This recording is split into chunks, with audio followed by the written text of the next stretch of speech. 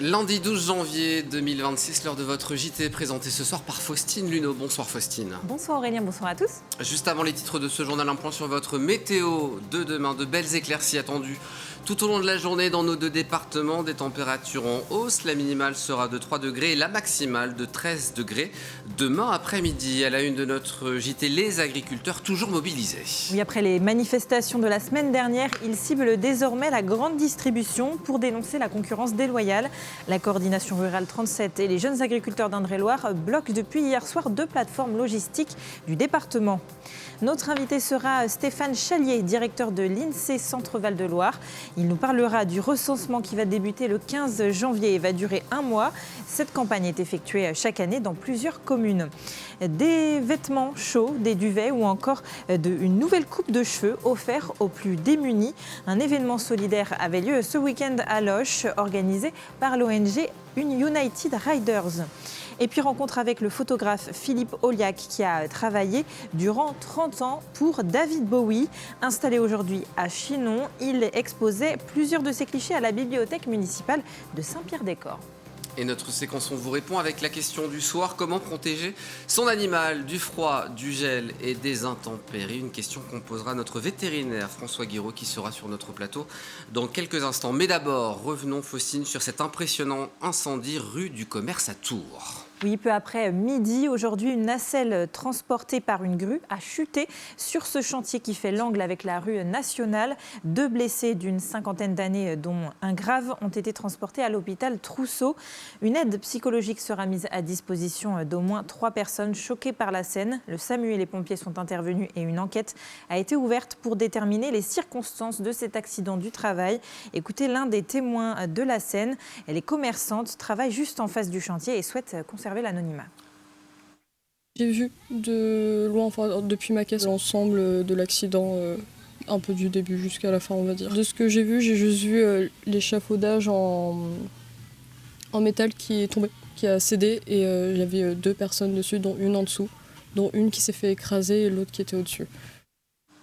Un accident, vous l'aurez compris, et non un incendie. Place à présent à notre question web du jour. Lorsque vous faites vos courses en grande surface, tenez-vous compte de l'origine des produits. Eh bien, vous êtes une écrasante majorité à le faire, mais 6% ont répondu jamais. C'est ce que reprochent les agriculteurs aux grandes surfaces. Depuis hier soir en Indre-et-Loire, ils poursuivent leur mobilisation en ciblant désormais la grande distribution. La coordination rurale et les jeunes agriculteurs d'Indre-et-Loire ont bloqué aujourd'hui 2 plateformes logistiques, celle d'Auchan à Chanceau-sur-Choisy et celle de Lidl à Sorigny. Une opération pour dénoncer l'accord Mercosur et la concurrence déloyale. Hélène Chaplet et Ulysse Picard. La plateforme logistique de Lidl, bloquée depuis dimanche soir à Sorigny. Une trentaine d'agriculteurs ont décidé de ralentir l'approvisionnement des magasins de la marque allemande. Dans leur collimateur, les denrées en provenance de l'étranger que les clients retrouvent ensuite dans les rayons du discounter. Le but, nous, c'est vraiment de contrôler les provenances. Parce qu'on tient vraiment à notre souveraineté alimentaire. Il y a des produits qui sont importés, présents dans des camions, notamment des œufs chargés en Belgique et qui finissent ici. C'est vrai qu'il y a des tensions sur les œufs, mais je pense qu'on a quand même quelques producteurs français. Ce lundi midi, les livraisons sur la plateforme de Sorigny se faisaient donc au compte-gouttes et après vérification du contenu des camions. Les transporteurs avec des marchandises étrangères ont donc dû prendre leur mal en patience. C'est le cas de Ludivine. Je suis arrivée ce lundi à Sorigny pour livrer la base Lidl vers 10h, 10h30 et depuis tout à l'heure je suis bloquée en attendant de voir s'ils vont m'accepter. Me laisser passer pour livrer mon client. Je suis chargée avec beaucoup de primeurs qui arrivent du nord de la France et du sud de la France. Et j'ai une palette de framboises qui arrive du Maroc, donc ils ne veulent pas me laisser passer. Je suis tout à fait d'accord avec eux, mais ce qu'il y a, c'est que moi, ça me bloque dans mon travail, mais bon, on n'a pas le choix. Une action similaire a eu lieu sur la plateforme logistique de l'enseigne Auchan à Chanceau-sur-Choisy. Là encore, il s'agissait de dire non au Mercosur et à la concurrence déloyale qui va s'imposer aux éleveurs et agriculteurs français. Un mot de politique, le maire de Ballon-Miré, Thierry Chailloux, est candidat à sa réélection. L'ancien conseiller municipal d'opposition qui avait été élu maire dès le premier tour il y a 6 ans a décidé de se représenter. Il prend la tête de la liste de centre-gauche unis pour Ballon-Miré. Sur les 31 noms, 19 étaient déjà sur sa liste en 2020. Écoutez-le au micro de Léa Turquier. Il y a eu beaucoup de choses qui ont commencé à être engagées durant ce mandat, que j'ai envie de terminer. On a lancé les travaux de la MJC, c'est un gros investissement de 3 millions d'euros. J'aimerais aller au bout des travaux. On a obtenu un gymnase métropolitain à hauteur de 10 millions d'euros. J'aimerais bien le voir construire et l'inaugurer. On travaille depuis déjà un moment avec le groupe VIF pour la rénovation de l'EHPAD. C'est un chantier important. Et donc ça aussi, je souhaite mener ces travaux jusqu'au bout. J'ai, je pense, l'énergie et l'envie de poursuivre ma mission que j'ai exercée avec beaucoup de bonheur finalement pendant ces 6 dernières années. Nous sommes au début de l'année et c'est donc la campagne de recensement qui se prépare. Oui, elle débutera le 15 janvier prochain jusqu'au 21 février. Votre commune est peut-être concernée cette année. On en parle avec notre invité Stéphane Chalier, directeur régional de l'INSEE Centre-Val de Loire. Bonsoir et bienvenue sur notre plateau. Alors, ces recensements permettent de dresser un état des lieux démographiques des territoires. Les chiffres de 2023 ont été publiés en décembre dernier. Et si on parle d'abord de l'Indre-et-Loire, est-ce qu'on peut dire que c'est toujours le département de la région qui est le plus dynamique démographiquement? Oui, la progression dans l'Indre-et-Loire est supérieure à celle de la région et c'est le premier département en termes de dynamisme. En revanche, les dynamiques internes ne dérogent pas au niveau national. Par exemple, la natalité baisse, mais c'est un département très attractif et donc le solde migratoire, les arrivées sont supérieures au départ. À peu près 3000 habitants en plus entre 2022 et 2023. Oui, alors à l'INSEE, nous préférons compter par cycle quinquennal. Donc entre 2017 et 2023, la progression a été de plus 0,4% par an.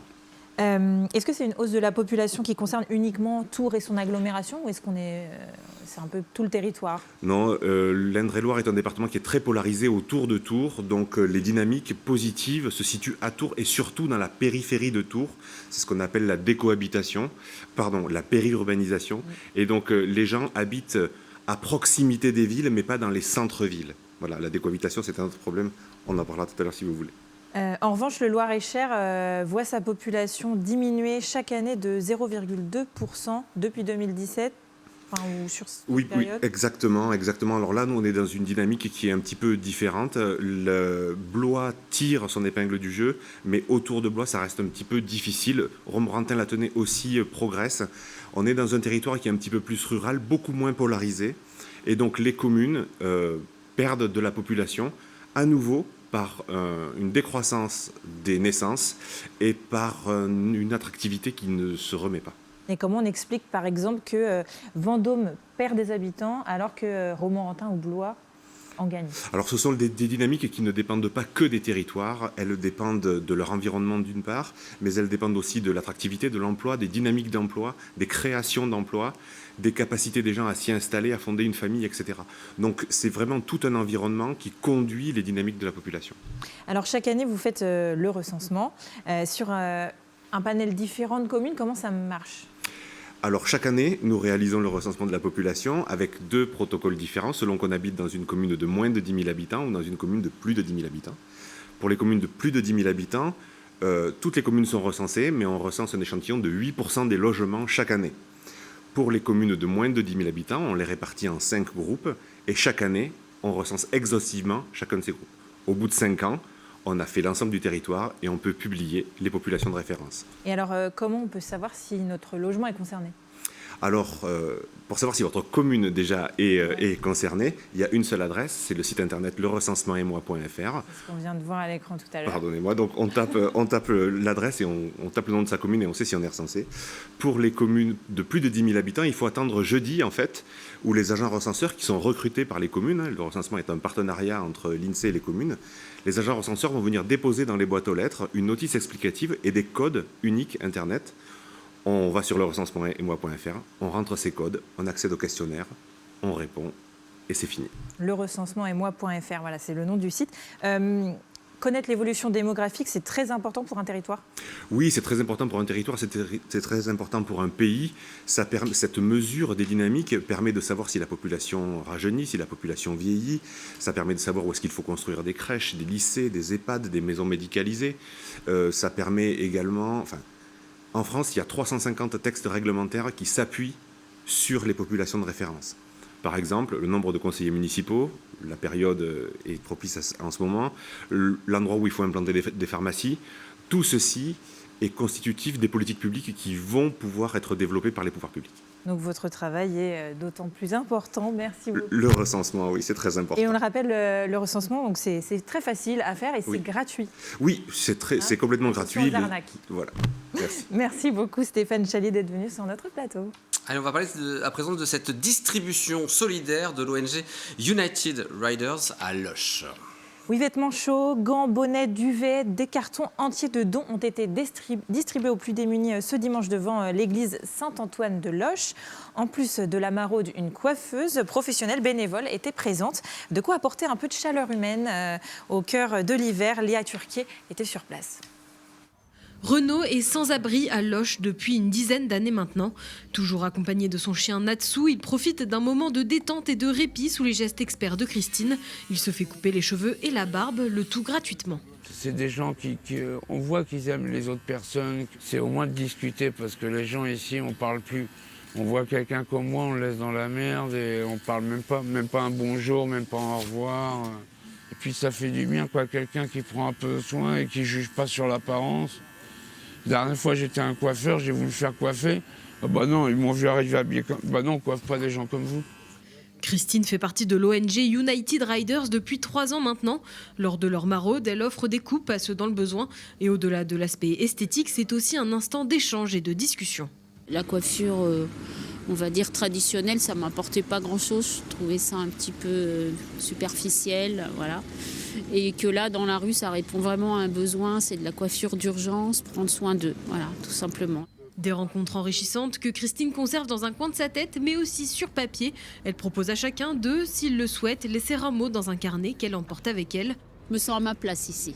Juste à côté de son salon de coiffure, de nombreux cartons. À l'intérieur, des vêtements d'hiver, des chaussures ou encore des serviettes de toilette.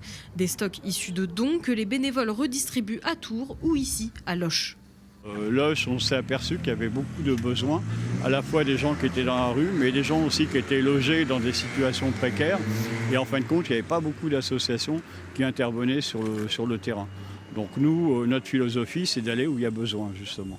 C'est la 3e distribution du genre à Loches pour l'ONG.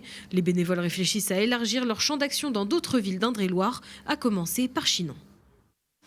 En sport, très belle entame en Ligue européenne hier pour le Chambray Touraine Handball. Ouais, score final 25-26. Les Chambrésiennes ont arraché la victoire face à Blomberg. C'était pourtant un adversaire de taille puisque co-leader du championnat allemand et 4e de la compétition européenne la saison dernière. Romain Delville vous en dira plus juste après ce journal dans le JT des Sports. Et puis en ce mois de janvier, nous fêtons un triste anniversaire, celui de la mort de David Bowie. À cette occasion, la bibliothèque municipale de Saint-Pierre-des-Corps expose une trentaine de clichés de Philippe Auliac. Ce Chinonnais a été le photographe officiel de la star britannique pendant 30 ans. Léa Turquier l'a rencontré.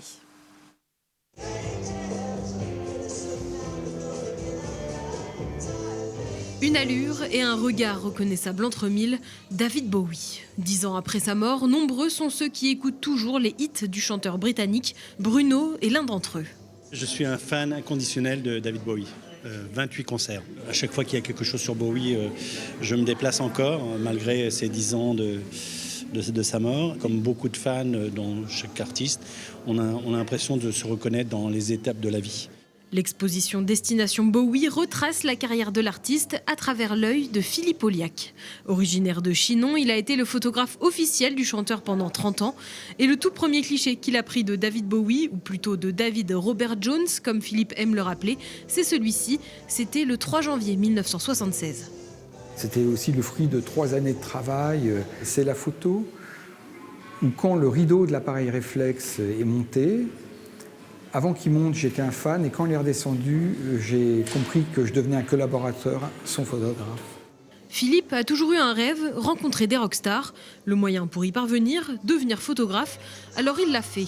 Aujourd'hui, à travers 30 grands formats, on parcourt la vie des deux hommes, l'un devant l'objectif et l'autre derrière. En voiture, dans la rue, sur scène, c'était un travail d'équipe.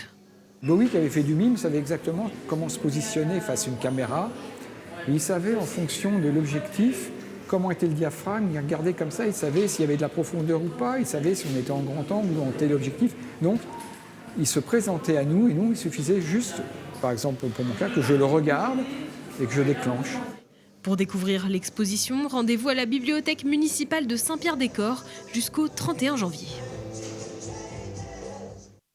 Allez, place à notre rubrique. On vous répond avec notre invité ce soir. C'est François Guiraud, notre vétérinaire, pour répondre à cette question. Comment protéger son animal du froid, du gel et des intempéries? Bonsoir François et bienvenue sur notre plateau. Très bonne année 2026. Merci, alors, vous aussi. Merci. Avec le gel, le froid et les intempéries, nos animaux qu'ils vivent à l'intérieur ou à l'extérieur sont particulièrement exposés. Quels sont les dangers du froid pour nos compagnons et quelles sont les priorités absolues pour bien le protéger? On va se poser toutes ces questions ce soir. Déjà, est-ce qu'un manteau est indispensable pour les chiens? Ou est-ce que c'est un accessoire plus qu'autre chose qu'il faut utiliser en fonction des races? Là, ça dépend complètement de la race et surtout du type de poil. Les chiens à poil très très courts, comme les bulldogs français, les petits teckels à poil court, les lévriers italiens, les chihuahuas à poil court, oui, vous pouvez leur mettre un manteau. Après, il y a les chiens qui sont très près du sol, parce qu'il faut voir que tous les petits York, les Chihuahuas, les teckels, là aussi, quand ça gèle au sol, eux, ils ressentent le froid encore plus. Donc là, vous pouvez aussi mettre un manteau. Par contre, tous les chiens qui ont un poil, on va dire, normal, je sais pas, comme ceux qu'on voit à l'écran, la Golden Retriever, Husky, Berger australien, tout ça, ils sont bien protégés naturellement. Faut pas les est-ce qu'un animal a plus froid qu'un humain ou est-ce qu'il résiste plus facilement au froid? C'est comme nous, il s'habitue suivant si c'est bien chauffé ou pas chez vous et si vous les sortez régulièrement avec un manteau, le jour où vous ne le mettez pas, forcément ils vont ressentir le froid. Cela dit, vous pouvez promener un petit York avec des poils bien entretenus, il peut passer en toute saison sans manteau.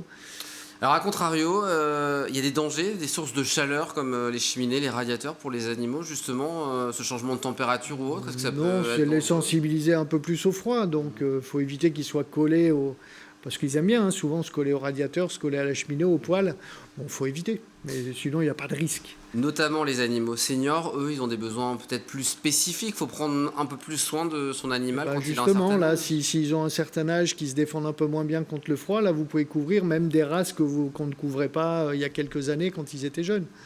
Mais là, c'est juste pour les protéger parce qu'ils sont âgés, ils se défendent moins bien.